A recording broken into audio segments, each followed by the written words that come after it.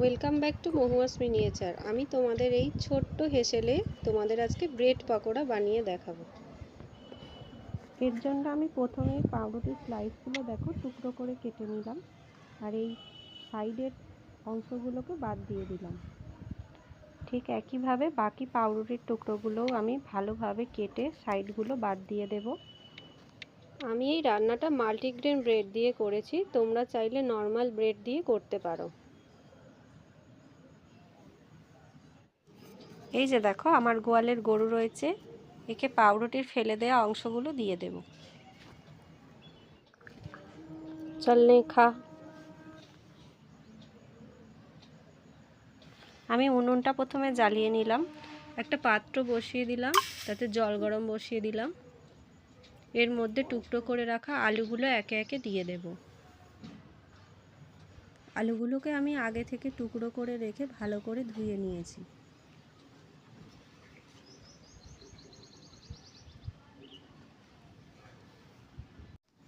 আলুগুলো সিদ্ধ হয়ে গেছে কি দেখে নেব।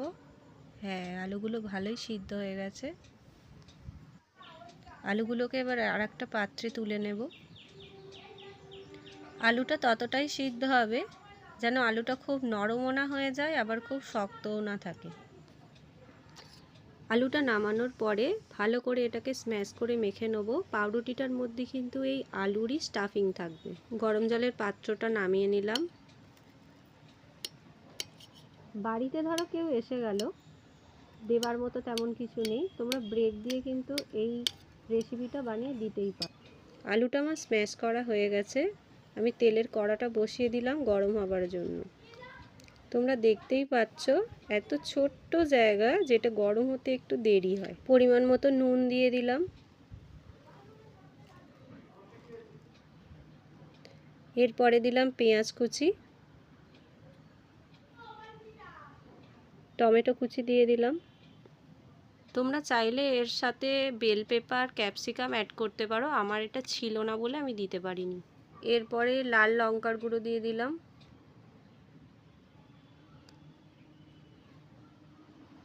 হলুদ গুঁড়ো দিলাম,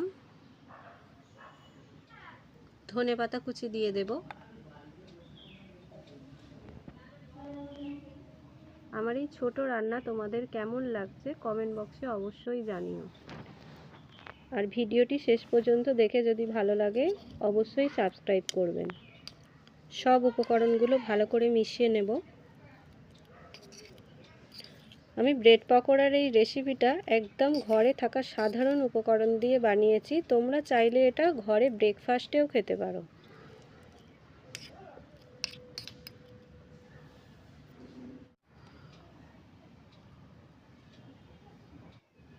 এই পাত্রটার মধ্যে ব্যাটারটা তৈরি করে নেব। ব্যাটার বানাতে আমার লাগবে একটু ময়দা আর ডিম।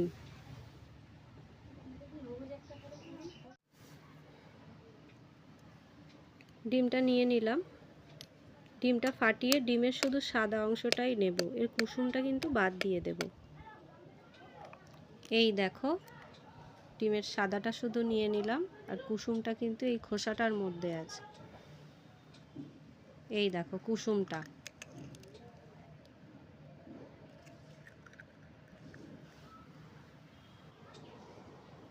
এতে কিছুটা ময়দা অ্যাড করলাম আর দিয়ে দিলাম লবণ। মিশ্রণটা ভালো করে ফেটিয়ে নেব।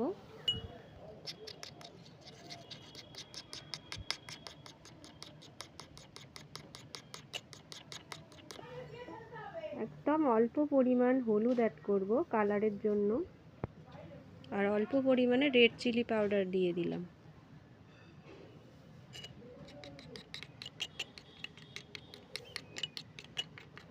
ব্যাটারটা কিন্তু আমাদের রেডি প্রায় হয়েই এসেছে। ব্রেডের টুকরো নিলাম, এর মধ্যে আলুর স্টাফিং ভরে দিলাম। আর একটা ব্রেডের টুকরো নেব, দুটোকে ভালো করে একটু চেপে দেব।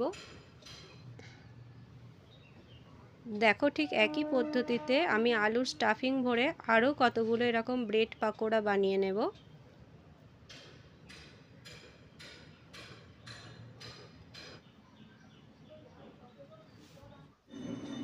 এবার এই পাউরুটির স্টাফিংগুলোকে ডিমের ব্যাটারে ভালো করে চুবিয়ে ডুবো তেলে ভাজবো।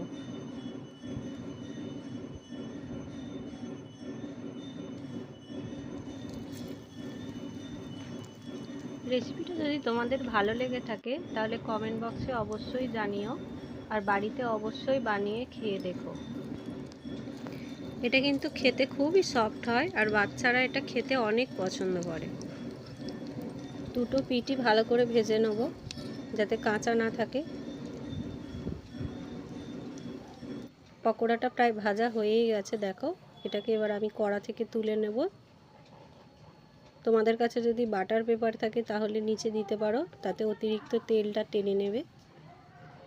ঠিক একইভাবে আর একটা পকোড়া ভেজে নেব।